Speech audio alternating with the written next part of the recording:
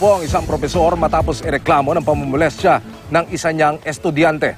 Ginawa raw ng propesor ang umano'y pang-aabuso kapalit ng pagpasa ng estudyante sa klase.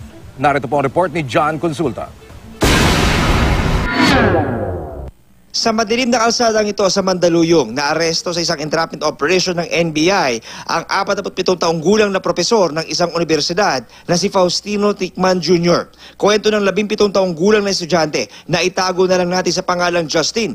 Di niya tunay na pangalan. Lumapit siya sa propesor niya dahil sa alanganin niyang lagay sa klase. Sabi niya, pag pumayag daw ako sa gusto niya, wala na daw akong problemahin sa midterm at sa prelim.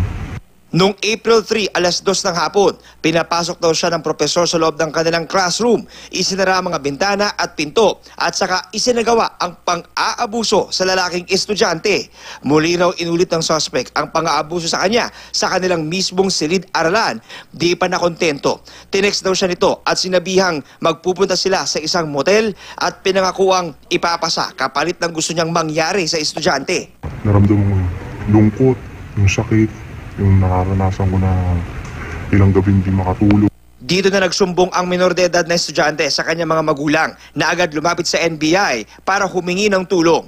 Nang maaresto, maringi tinanggi ng suspect ang bintang at sinabing ang estudyante raw ang nag-alok ng kanyang sarili kapalit ng pagpasa nito sa kanyang subject. Hinihingi kayo sa mga estudyante, yung mga sexual favors daw, sir, kapalit ng grades po nila. Anong totoo po dito? Hindi po totoo, sir.